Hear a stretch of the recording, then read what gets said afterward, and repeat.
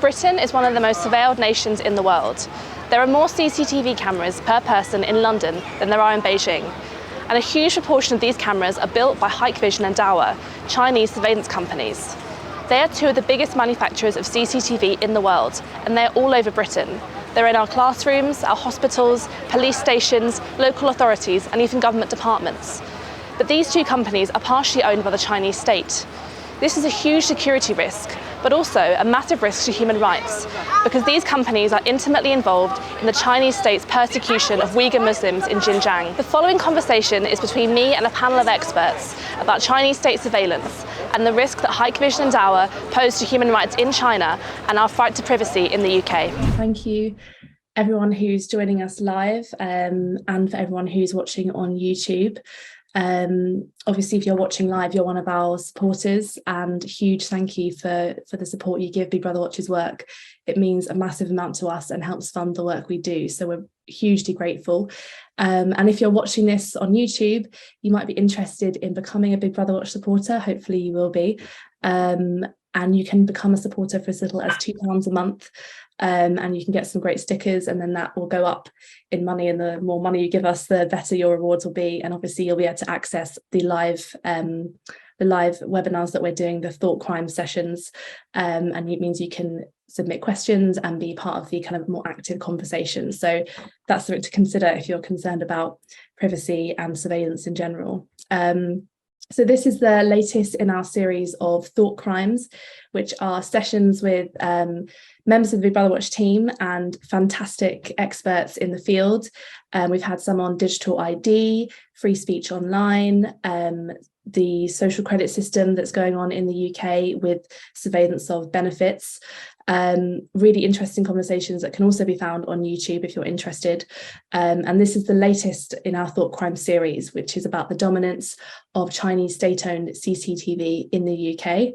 I'm Madeleine Stone. I'm one of Big Brother Watch's legal and policy officers, and I head up our work on surveillance technology.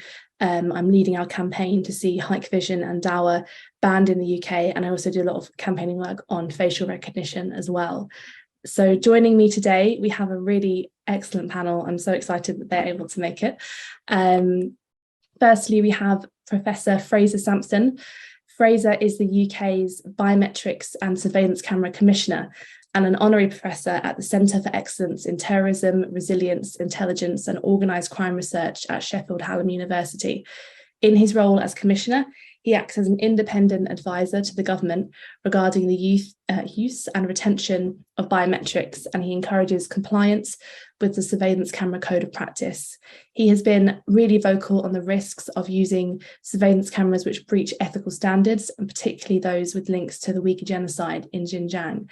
So thank you so much, Fraser, for being here. We're really grateful to have you. We also have Conor Healy. Conor is the government director at IPVM, which is a US-based research group which focuses on surveillance technologies and businesses. He leads IPVM's efforts to research and communicate how surveillance technologies impact the public, which is a very important job. He's an expert on mass surveillance in China and on Chinese tech companies, and his team has published several landmark investigations on unethical applications of surveillance in Xinjiang. And globally, their work features regularly in international news outlets such as the BBC, New York Times, and many others. So thank you, Conor, as well, for being here. Your research has been of huge value to campaigners in this space. So we're very grateful to have you here talking about your work. Thank you. It's a pleasure. Thanks. And a last minute addition to the panel lineup is Rahima Mahmut. Thank you so much, Rahima, for being here. Rahima is a Uyghur singer, award-winning translator, and human rights activist in exile from her home in Xinjiang. She is the UK director of the World Uyghur Congress, executive director of Stop Uyghur Genocide, and an advisor to the Interparliamentary Alliance on China. Very fantastic speaker. We've had Rahima speak at one of our events before, and it was really powerful. So thank you, Rahima, for joining us this evening. My pleasure. Thank you for having me. Thanks. So I'd like to kick us off by talking about surveillance in China in general, which obviously is a huge topic, and I'm sure we're not going to cover it all in a few minutes, but it'd be great to start with a bit of the context behind our concern about these particular cameras.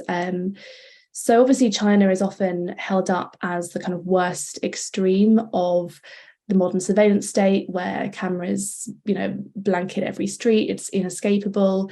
And campaigners like me who campaign on privacy issues and stuff often hold up China as almost like the nightmare scenario in terms of surveillance.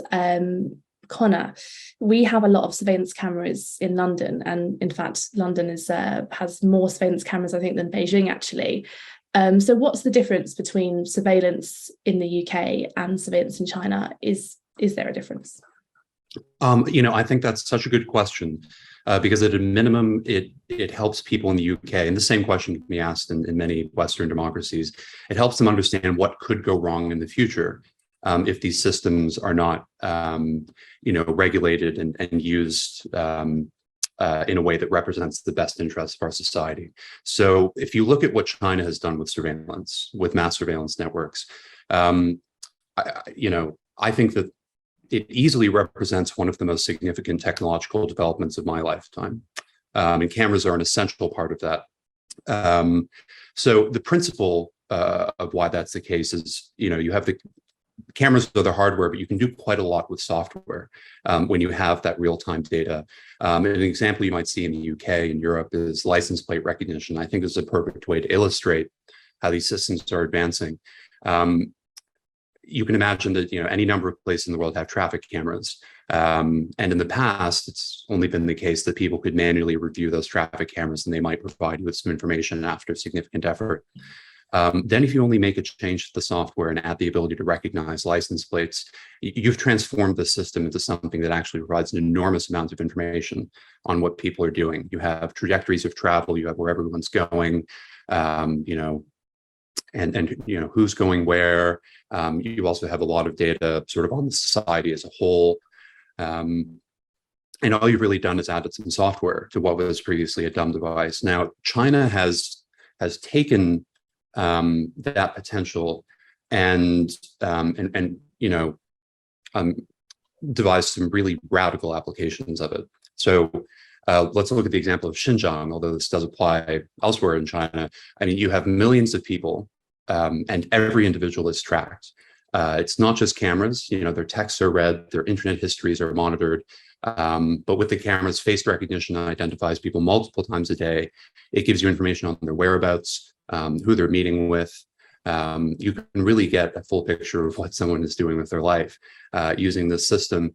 And there is a real sense in which every single person is being watched all the time, which is not something that's been possible in the past. And, organizations like the KGB, for example, which famously followed any number of people under the old Soviet Union, were ultimately limited by human resource constraints. China has solved this problem. I'm sure authoritarian states have always wanted to watch everyone, but it's never actually been possible until now, and China is actually doing it. They're also used on a smaller scale in Xinjiang. So I recently had the privilege of meeting and helping someone travel from Central Asia to the United States who had been detained in one of these camps in Xinjiang. And he describes how they didn't interact with guards very often, but the cameras were actually the devices used to control prisoners. And, there's other evidence out there that corroborates this. That shows, you could have 2 or 3 guards managing an entire floor of prisoners, thousands of people, because the technology lets them do it very efficiently. And the last point I'd make is, I think what concerns me the most about all this is the increasingly capable predictive analysis that we're seeing with these systems. So sometimes it's quite simple. You get, so one example of something we reported on, we did this with Reuters, was a system put in place by public security authorities in Henan province after the flooding there about a year ago. It was designed to track journalists, particularly foreign journalists. And, it tagged them red, yellow, and green based on the level of concern. You create sort of boundary areas in different parts of the city where if you saw that they were going to a particular place, you could kind of anticipate that they might be engaged in activity that is not approved of, and so they could flag this for the police and intervene before anything actually happens. But it gets much more complex than that. So one of the most interesting examples we've looked at is for the city of Nankou.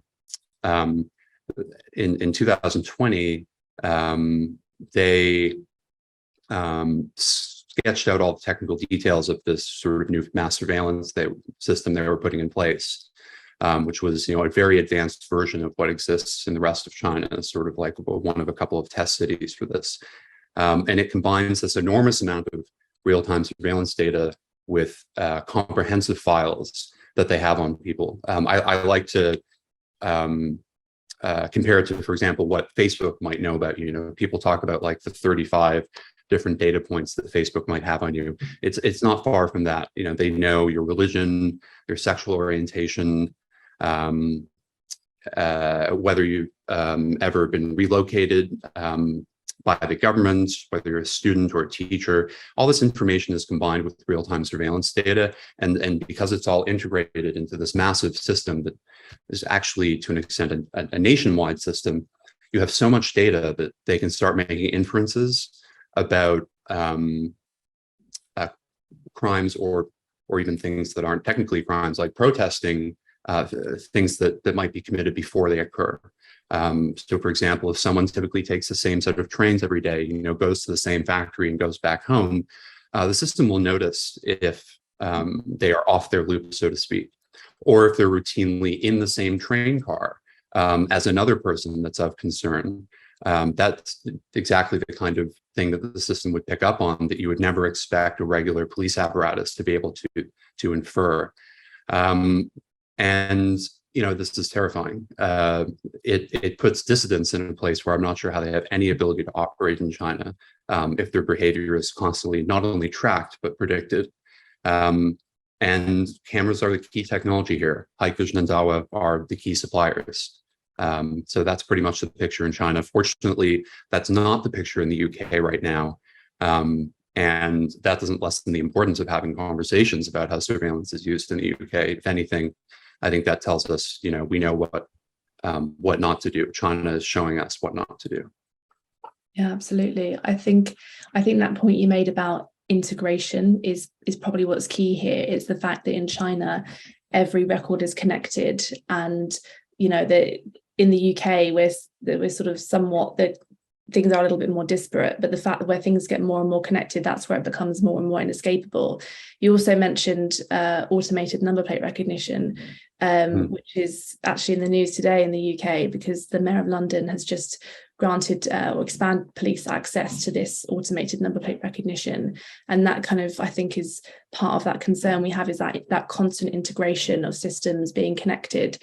And that's what those are the kind of the strands of the web of the surveillance state, is the fact that there are these connections.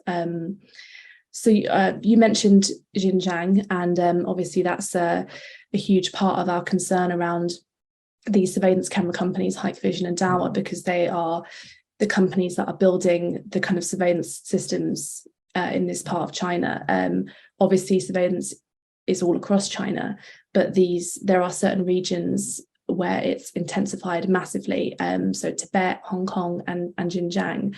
Rahima, I wondered if you could talk to us a little bit about the role that surveillance plays in Xinjiang and the cameras sort of specifically.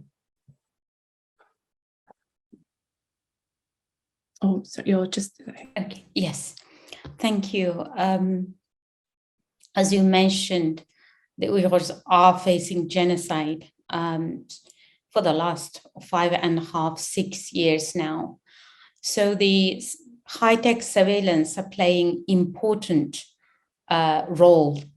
It's a very important tools to round up people.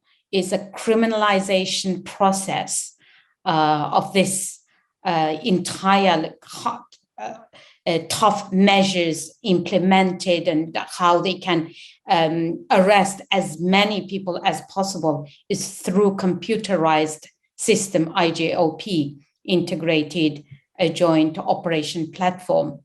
So when Uyghurs, when they leave their home up until they come back, they return, every movement is recorded. So the Hikvision is one of the largest camera supplier in the region. And we heard also a lot of camps, and most of the cameras are made by this company. So all these data after input collected to this IGOP, and then computer analyze the data, all the collected data, and then categorize Uyghurs in colors, yellow, red, green. So red is the, basically say this is a dangerous person. So the police can arrest anywhere, anytime, as soon as they detect this person. And yellow is a suspicious. So that if your ID card, once you touch, when you pass the checkpoints, and the alarm goes off immediately, yellow and red, the alarm. So the police or the guards would just come, security guards can come and arrest you. So the entire criminalization process is designed to arrest as many as possible. So the Chen Quanguo said, the former party secretary said, it's okay to arrest 100 people by mistake in order not to leave out one suspect. So you can imagine the fear that the Uyghurs are living. I worked with Robin Banwal on his documentary called Undercover China's Digital Gulag, and that won many awards, BAFTA, Amy, and many other awards. So we interviewed at that time in 2018, late 2018, a high-tech engineer person who worked within this surveillance technology for many, many years. And he said from 2009, when the government said that you must install cameras, no blind spot, that was in 2009. Since then, the technology developed so much that the Uyghurs, when they walk past cameras, sometimes they don't even know what happened. Suddenly, a police would just turn up and arrest you. So later we learned that these cameras even have this facial recognition of the race, the Uyghur. Later it was also publicly publicized. Hikvision is one of the companies, including Dahua as well. They reported saying that their technology can recognize Uyghur faces. So this engineer told me at the time, he said, in the past, the Uyghurs, if they never involved in any politics or never spoke anything against China, never involved in any protest, they would feel safe. They know that I'm fine, no one is going to come after me. He said, now a knock on the door makes your heart jump, regardless whether you involved in anything. Is just because this computerized data collection system designed in a way that you are criminalized, not because what you did, what you said, is because of your movement. That if you stepped into wrong places, for example, if you passed a mosque more than a certain time, the computer automatically brand you as being suspicious. So this is an absolute nightmare. So for Uyghur people living in that country, in the biggest, largest prison, regardless whether they've been taken into the camps or living in their own homes, they are living in fear.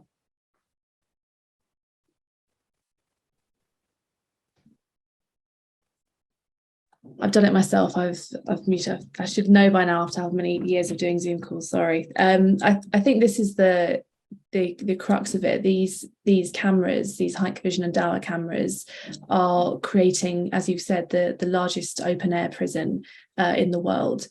But these same cameras that are in the cells, watching over people, that are flagging Uyghurs wherever they go, watching them as they go past the mosque, recognize their ethnicity. These same cameras are all across the UK as well. And we know that there are potentially millions of these cameras at a minimum. I mean, they're across the world as well, but they're all embedded in the UK, in the UK's public sector. And Big Brother Watch conducted an investigation into where these cameras were in the public sector, and we found out that over 60% of public bodies are using either Hikvision or Dahua cameras. So that's schools, universities, hospitals, police forces, government departments even are using the same cameras that are responsible partly for what you've just described, Rahima. Fraser, you have spoken a lot about the concerns and the risks of using these cameras. Can you tell us why you chose to be so vocal about this and why you think it's so important? Yes, so my statutory responsibility in this area is for the use of public space surveillance systems that are operated by or with relevant authorities. And for these purposes, relevant authorities are a policing body or a local authority. And within that context, there is clearly a great deal of enthusiasm and even excitement for how the ability of those bodies to carry out their functions in a more effective and auditable way is offered by emerging technology, some of which is around surveillance cameras and artificial intelligence and so forth.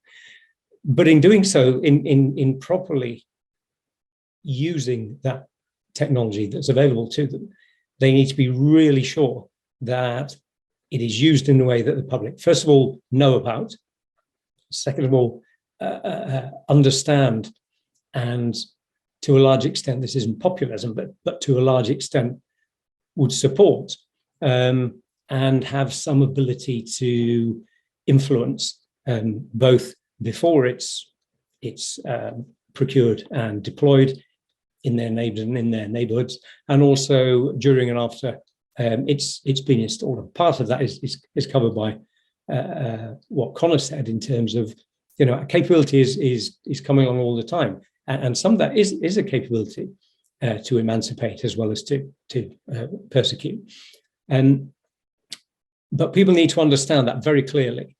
And one of the things that came to me last year was some correspondence on the back of the Commons Foreign Affairs Committee, which condemned the practices that Rahima has described in Xinjiang in China, and part of which was the direct contribution made to that by public space surveillance operated by the police and provided by some Chinese state-controlled surveillance companies, in particular Hikvision and Dahua. And some local authorities were concerned about this and sought a view on it. But before we were able to give a view, some of them received letters from Hikvision almost to say, don't worry about what Parliament has just said in this committee, and basically rubbishing what had been said, providing some sort of barely supported answers and hypotheses, but most importantly for me, inviting questions to say, if anyone's got any questions about this, please raise them. So they sent them to me, and I raised those questions on their behalf. That will have probably been last June. I'm still waiting for Hikvision to answer them. And some of those questions were as basic as, do you accept that these things have taken place in this part of China? And they won't answer that. To what extent has your company and your equipment been involved in these? And they won't answer that. So actually, we're at such a low level of involvement in proper public scrutiny and discussion that we would expect in this setting, that you really can't move forward in doing business with those companies. And one of the things that I then looked at is, well, how many local authorities, how many police forces actually are in, a surveillance partnership with these companies? And that was very difficult to find out, even from our office.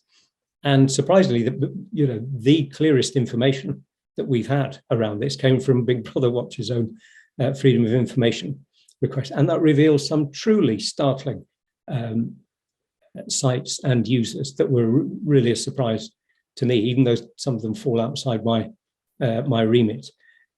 So I then began quite a long correspondence and a long public discussion around the risks and issues of not just using this technology, but of giving public money to these companies in order to provide it. And the extent to which using it, certainly, particularly in policing, met the ethical standards that we have set out very proudly in policing within the UK.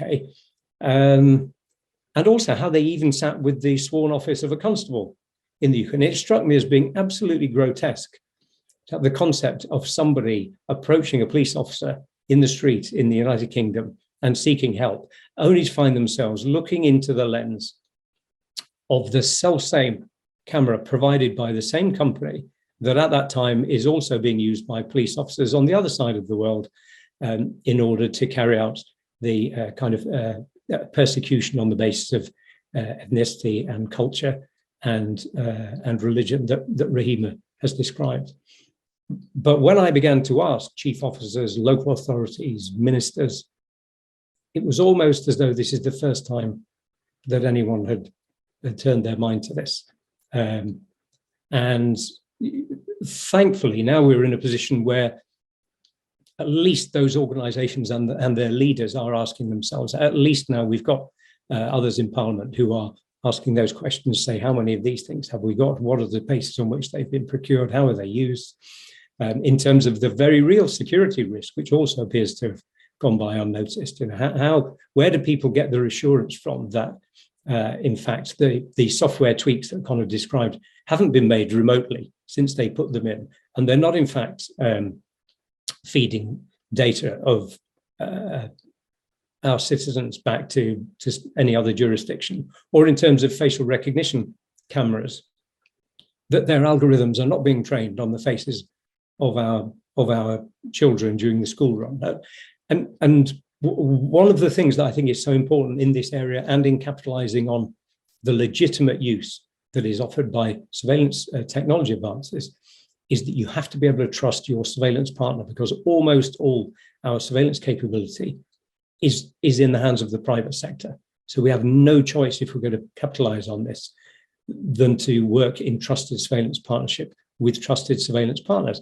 And if those partners are not prepared to engage in even a proper grown-up discussion about some of the things that are clearly on their CV, then it's no more appropriate to give them a surveillance contract from a policing budget than it will be to hire a surveillance operative and accept that large parts of their CV were not going to be discussed.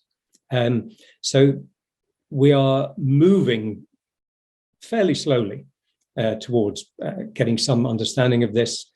We've got some legislation going through Parliament, as you know, around procurement of these systems from these companies. But we still have a very long way to go. Absolutely. I feel positive about it, though. I think I think there is a movement, and maybe we'll talk a little bit about that towards the end as well. I thought it was very striking, that example you used of the idea of someone, approaching a police officer and seeing the same camera that could have been used, to oppress them in China here in the UK. And I imagine that's something that you feel quite strongly about, Rahima, as a human rights activist in exile, and other Uyghur activists, who've managed to escape to the West.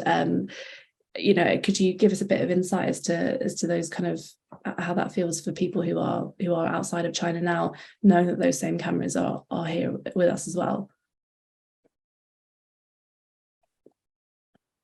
It's terrifying because one of the survivors who was released in 2019, late 19 or 2020, who's now in the UK, and he said this camera was in the camp where I was, and he said this is unbelievable. It's here as well. So it's really a shock for us. And not only that, because these companies are benefiting from huge profit, and that money is used to oppress. Because Chinese government is so confident in doing this, committing these crimes, because they feel they're powerful, they're very, very powerful, and many countries dependent on the economy and a lot of trade involved. Therefore, many countries are silent for that reason. And we are actually implicating the taxpayer here, supporting this genocide. This is something that people need to know, need to be aware of and reject. We know that our country, the UK or US, cannot go to war or declare war on China to liberate my people, millions in camps. But at least this is something that the government should really consider. This ethically, morally is wrong. Absolutely. I mean, beyond the kind of sheer number of cameras that are in the UK, and I think I've mentioned that there are potentially millions of these cameras all around us here, and obviously that's goes for the same in other parts of Europe as well, because these cameras are fairly cheap.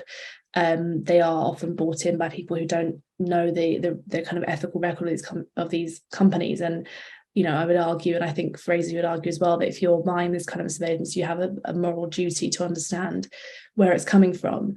But beyond the number of these cameras, there's also another element of this, and this is the fact that they are very much at the cutting edge of biometric surveillance and are playing a role in normalizing very creepy add-ons like age, gender, emotion recognition, object detection, temperature scanning, whether or not you're wearing a mask, whether or not you've got glasses or a beard, these kind of things.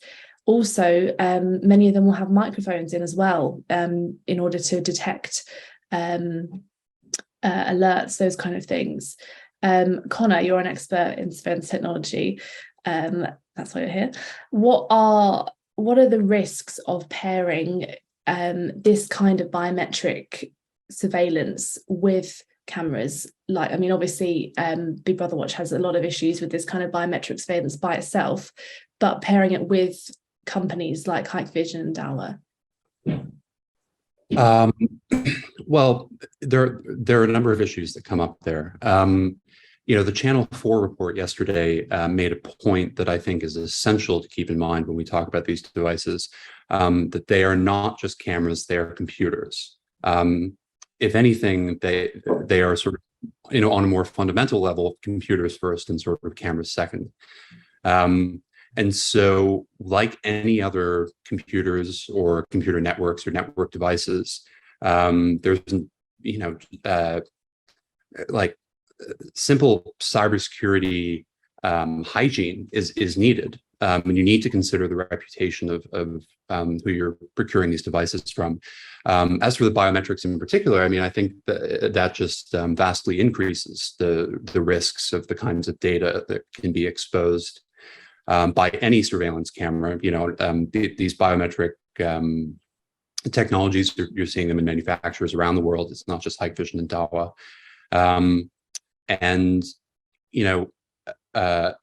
The difference between a dumb camera, as I said earlier, that's just observing a place, and one that has the ability to apply algorithms to that feed and discern all sorts of information, is enormous. It's orders of magnitude in terms of the level of risk. And we're really talking about sort of two different scenarios. On the one hand, there's a lot that you could learn about individuals that could be compromising to them or would violate their privacy. And then on the other hand, you have the data that you can collect on an area, a region, a society as a whole, which can be considerable. So is it very, maybe many people don't care if their face recognition profile or biometric information can be accessed by someone else. But I mean, at a minimum, this is something we should think about very seriously. And seems to be still relatively little attention devoted to that.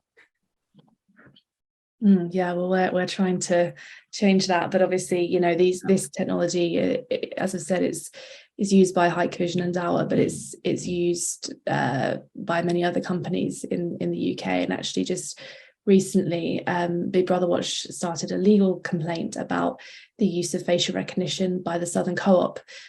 So people going into stores are having their sort of faces scanned and records being essentially kept about them. And actually, when we went down to kind of witness this in person, we saw the cameras were also Hikvision cameras. So that was a kind of, I suppose, not really a surprise, but an interesting marriage of those two really concerning issues that we're worried about. I mean, obviously, another thing to think about with specifically Hikvision and Dahua is they don't have particularly good cybersecurity records. I know that IPVM have reported quite extensively on data kind of bugs and those kind of things that potentially enable hackers to access the cameras, these kind of things. And all of these things obviously could be a problem with any surveillance cameras. But when you consider the fact that these companies are owned by the Chinese state and their kind of human rights record, I think is something that we should be even more concerned about. We have called for a review of CCTV actually, because we feel that surveillance cameras have changed so much in the past 10 years. As you've said, they're no longer these dumb devices that are just watching. They are computers that are processing our data and, often making decisions about us at times, whether we are suspicious or not, whether we're, in the right place at the right time, all these kind of things. This sort of thing is becoming more normalized in the UK. So this is one of our kind of asks. There's currently a leadership election going on in the UK. And one of our kind of pledges that we've asked leadership candidates to consider is this kind of review of CCTV. And Fraser, what do you think could be the benefits of something like this? Do you think this is something that we need to see in the UK, especially in light of the fact that so much of the stuff around Hikvision and Dahua has actually gone under the radar because there hasn't been a kind of whole-scale review of what's going on? Yeah, I mean, I agree that there needs to be a review of the extent of their existence and use. Really, basically, because at the moment we're simply guessing, and that's not a sound basis for any meaningful risk assessment or strategy, let alone one as important as this. So if the starting point is we don't even know the size of the problem, so we can't begin understanding how to regulate that problem, evaluating whether the current rules that we have in place are sufficient. I mean, no one can answer that if you don't know. It may be that they are, maybe that they need redirecting, but we know so little about this setting that there does need to be a review, in my view, and that will take some time, but it was very clearly underpinned by some of the basic factual information that is missing, and partly that's hindered by some of the responses that groups such as Big Brother Watch and others have received through their perfectly proper Freedom of Information Act request to say how many of these are you using. I gather even Sir Ian Duncan Smith did his own across government to try and find out how many of these were.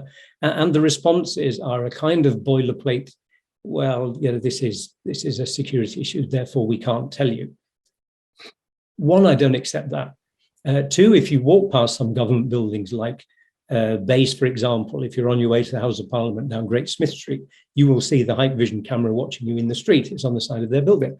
That cannot possibly be a security issue, admitting to that. If it is, we're in the same very unhelpful discussion that I've been having with some of these companies.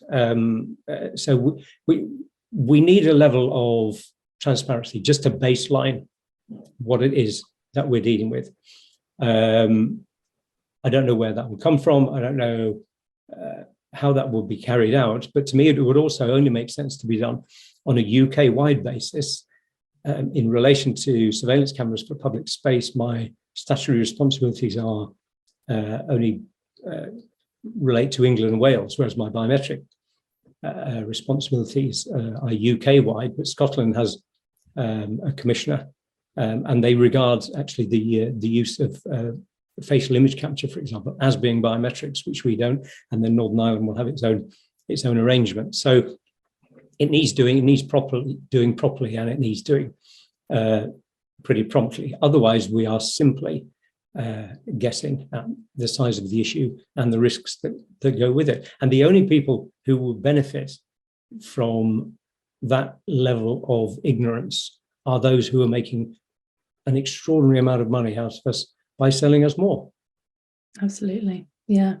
I mean, I've realized I haven't said that if you're watching this live and you want to put any questions in the chat or the Q&A function, please do that. I'm sorry, it's slightly late to say that, but if you have any burning questions, please go ahead and I can put them to our panel. I mean, yes, what you've said about the lack of transparency is a problem in all kind of areas around privacy and surveillance in terms of our work. I mean, it was pretty humorous to have responses from the government telling us they can't, government departments telling us they can't comment on what security cameras they use, and then for us to go down to Whitehall and see these cameras on every street corner, outside the Home Office, outside Bays, in the Justice Department, DWP. And we actually kind of did a sort of mini survey just by walking around and found a lot of these cameras. I mean, it is totally absurd that these cameras are in the heart of government. And I wonder if there's an element of they're not being joined up in terms of security and maybe facilities managers who are installing these. But as I think we've stressed, multiple times throughout this discussion, that this is, surveillance isn't like any other kind of facility. This is the intrusive potential. This is enormous, and you have a responsibility as an installer and someone who's procuring this technology to understand where it's coming from and what its potential is. If anyone has any Q&As, please, or any Qs even, if you want to pop them in and we can have a chat. I'd also, of course. If I could chime in briefly, but do tell me if I'm interrupting the schedule. I just wanted to add to what Fraser said. It is actually kind of comical to hear this, statement in response that, well, it's a security issue for us to make these disclosures. Fraser, perhaps you'll agree, because I think we both probably interact quite a lot with professionals in the security industry. And also, in government and in procurement. And there's actually a stunning lack of knowledge about the cybersecurity issues that come up with Hikvision and Dahua devices, and indeed, in many other areas of surveillance. And there's a stunning lack of actual assessment at the time of purchase as to, what the security risks are. There's just a huge disconnect in between what you would think the security industry and security professionals would be doing and thinking about, and what they are actually doing and thinking about, which, I want to make this point earlier. we don't even need to get into hypotheticals about the Chinese government stealing data from these cameras to have concerns about security here. I mean, just for a moment, let's put aside geopolitics and just look at the cybersecurity record of these two companies. They have vulnerabilities that are not only frequent, but they are routinely critical vulnerabilities. In other words, they're about as bad as they can be. They're easily exploited. They can often be remotely exploited. And they provide you, admin access or root access to the cameras without proper credentials. Both Hikvision and Dahua in the past have both been found to have, in addition to vulnerabilities, deliberately inserted backdoors. I mean, these are companies that sell security. Yes, of course, vulnerabilities happen, right? Of course. But surely we should hold our security providers to a high standard when it comes to security.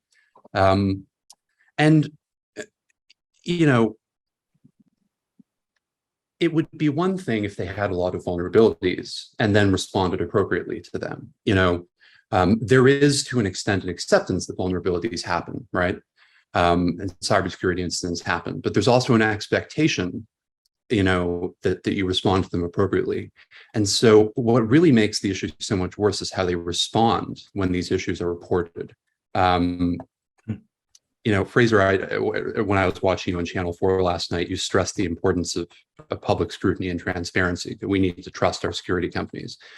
Well, in September 2021, coincidentally, both Hikvision and Dahua, within the span of sort of 2 weeks of each other, had critical vulnerabilities reported that affected many millions of their products. And Dahua's response, when they put out a firmware update to fix the issue, the description in the firmware update said, it was 4 words, and it said, fixes some tiny bugs, which was their description of a vulnerability that was almost as bad as it can get. And this is, what they told people in their, I mean, it's just, there is no way that can be justified. And yes, they did eventually sort of, put out a release, but that's the instinct that they have, is to cover these issues up. We've seen similar things with Hikvision.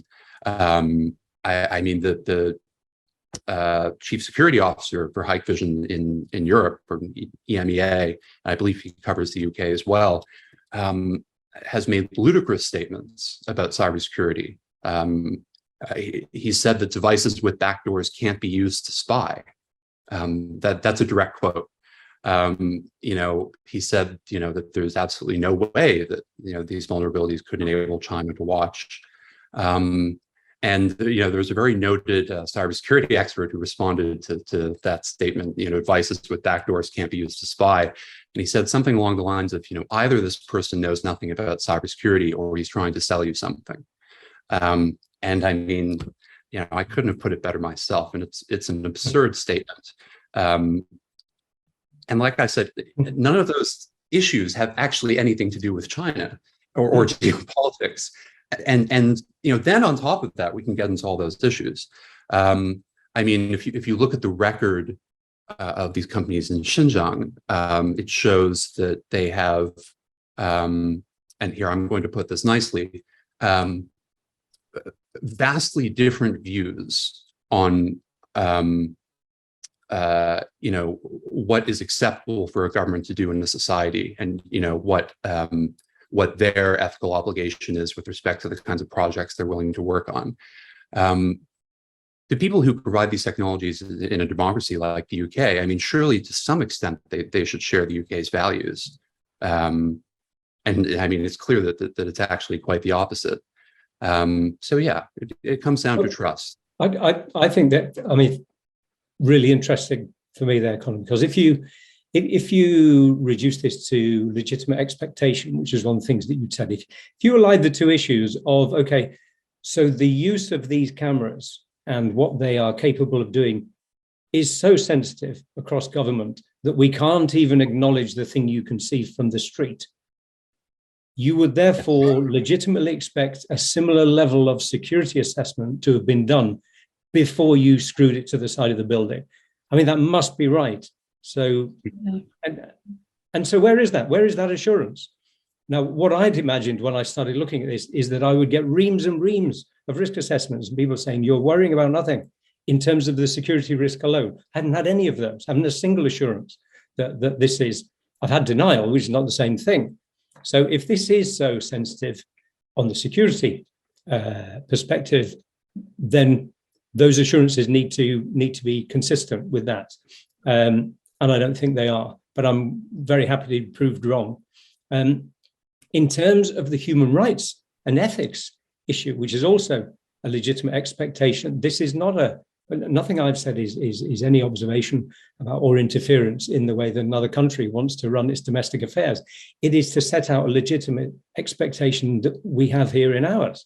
And if you're here in ours, I think whichever country you're in, universal rights only mean anything if you're prepared to uphold them for your neighbor, even if that neighbor is on the other side of the world, particularly if that neighbor is on the other side of the world. So human rights aren't lines on a map. They're lines in the sand that mustn't be crossed without consequence. And for me, one of those consequences here should be that you are held to account initially by our public leaders and officials for what you're doing and why you're doing it, and your trading history and your willingness to engage in proper scrutiny. And when we come to Dahua, they haven't even answered my letters. So I don't know which is worse, getting the Hikvision responses or none whatsoever, but neither of those will do. And if you had someone in front of you who is applying for a job to work in government as a trusted surveillance official, and they said, I'm not going to discuss what I did 10 years ago in this part of the world, and you shouldn't ask me, I don't think we'd be troubling them anymore. I don't think we'd be saying, come on in and work with us. Then that isn't interfering in what they may have been doing somewhere else. It isn't casting any sort of aspersions about another jurisdiction. It's simply saying, if you want to be a trusted surveillance partner here, there's an irreducible minimum of scrutiny that you can expect. If you don't want to, you are excluding yourself from this area of activity. That to me seems entirely proper. It's completely unexciting and unhysterical. And on that basis, they are ruling themselves out of any credible surveillance relationship with the people we trust, which are the police, emergency responders, local government, and the state. That's it. I couldn't agree more. We have had some questions come in. Thank you very much. So the first one is from Angela, and this is about the media response to this issue, and I guess to the surveillance in Xinjiang in general, and how kind of responsive do you feel they've been to this? It's quite topical actually, because I think there are, obviously we had our great Channel 4 piece in the news last night, but also there is a leadership election going on, and there has been some discussion around responding to China and which candidate is going to stand up for human rights more. Rahima, do you have any thoughts about the kind of coverage of China in the leadership election and what you would like to see? I've sort of slightly changed this question, apologies Angela, but what you'd like to see from the candidates and from the kind of coverage more mainstream of these issues? Well, I think, this, especially the genocide that is happening, has been raging for the last 5 years. This should shook the conscience of the world. And any candidates now, no one can say, I didn't know. So the number one thing we expect them to recognize, this is genocide. That's the least that they can do. And also in business, they shouldn't be as usual. These companies should be completely banned because of not only because of the security risks, but also they're complicit, in this genocide. The other core, the heart of this oppression, they're playing the most important role in turning, in criminalizing, in even sentencing, because the camera they used to capture the stress level of through your facial expression when you are scared or when you too stressed, that the computer, as Conor said, it's not just camera, they are computers. It gives data and to say that this person is suspicious. And therefore, I think it is extremely important. We should completely oppose, as public, we should oppose this, as our leaders should really ban these cameras. Yeah, and that's something that we are, pushing forward a lot on, with the help of organisations like yours, Rahima. Stop Uyghur Genocide are doing good work, and other groups as well. We're really pushing the government and our politicians to kind of outlaw these companies in the UK. And I think as that momentum builds, there will be more coverage. And it was very heartening to have that piece yesterday on Channel 4. And I think one of my colleagues is going to be speaking tomorrow on GB News about this. So there is increasing media coverage around these companies, but I think there's more to come. There's, we are always working on stories, so I think that there is interest in this in the media, and hopefully we can build on that. A second question has come in about the Telecom Security Act and whether these cameras are covered by this. I'm afraid that I'm not across the details of this act. I'm aware that it's to do with sort of cyber attacks. Fraser, can you give any light on this? I don't think that's definitely not within outside of your remit. Within my area. I mean, what I do know about is currently there's a piece of legislation going through Parliament, which is called the Procurement Bill, which is all about public sector procurement. And Big Brother Watch has laid an amendment. Some politicians have laid an amendment on behalf of Big Brother Watch and other human rights organisations, cross-party amendment about the importance of not procuring from companies that have involvement in serious human rights abuses. So that is one legislative pathway that we're pursuing in terms of trying to get Hikvision Dahua kicked out of the UK. I'm afraid that I'm not totally familiar with that particular piece of legislation, but if it's something you're really interested in, then obviously please drop me an email and I can find out a bit more about that. Madeleine, the other bit of legislation which is directly relevant is the National Security and Investment Act, which came into force, I believe, earlier this year, and that expressly recognises the risk that new surveillance technology can have to our national security over and above other areas.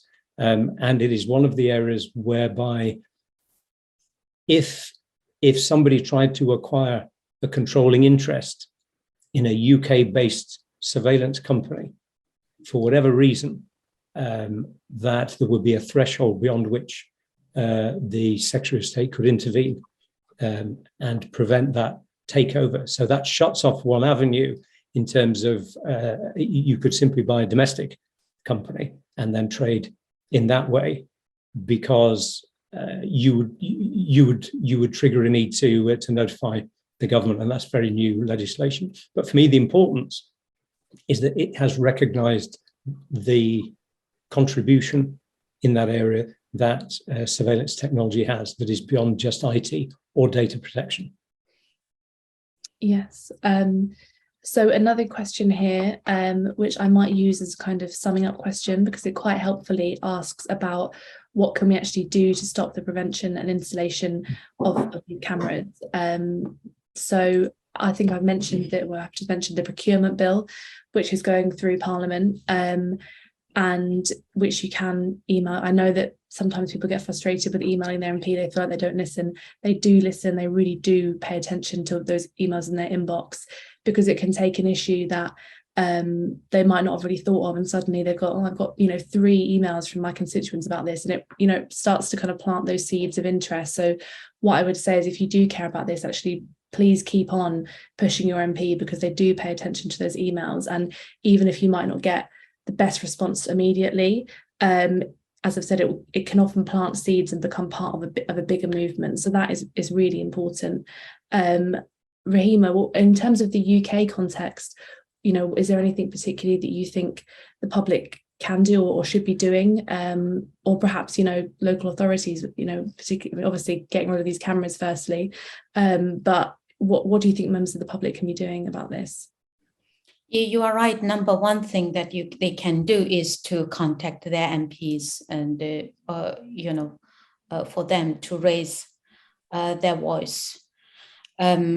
Also, I think writing letters to local government companies that they are using these cameras, because every little can help, in my opinion. And also join the campaign. Join Big Brother Watch campaign, also join the Stop Uyghur Genocide campaign, so that we can give some kind of tools for them to feel they are doing something to stop what's happening. Yeah.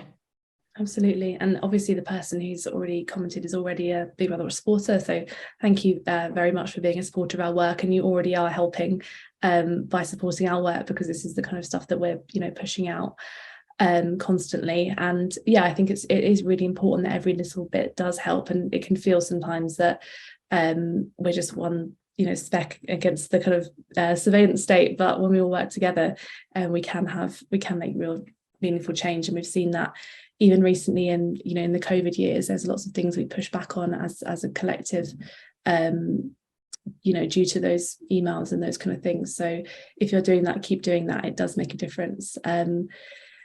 I think, you know, I feel positive about this. I think there is a real kind of global movement around these companies. Obviously in the US, they've been banned, parts of Australia have banned them. This is becoming a kind of a global conversation now. And I think that we do have a victory on the horizon. So I hope that you can take heart from that.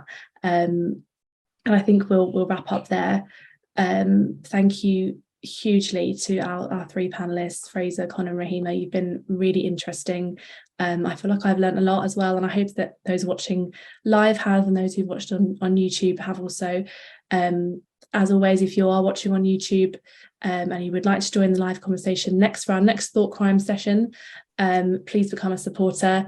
Share this video, like, comment, subscribe. All those things really help us out, and obviously play a role in spreading that message that we're trying to spread about the risks around these companies.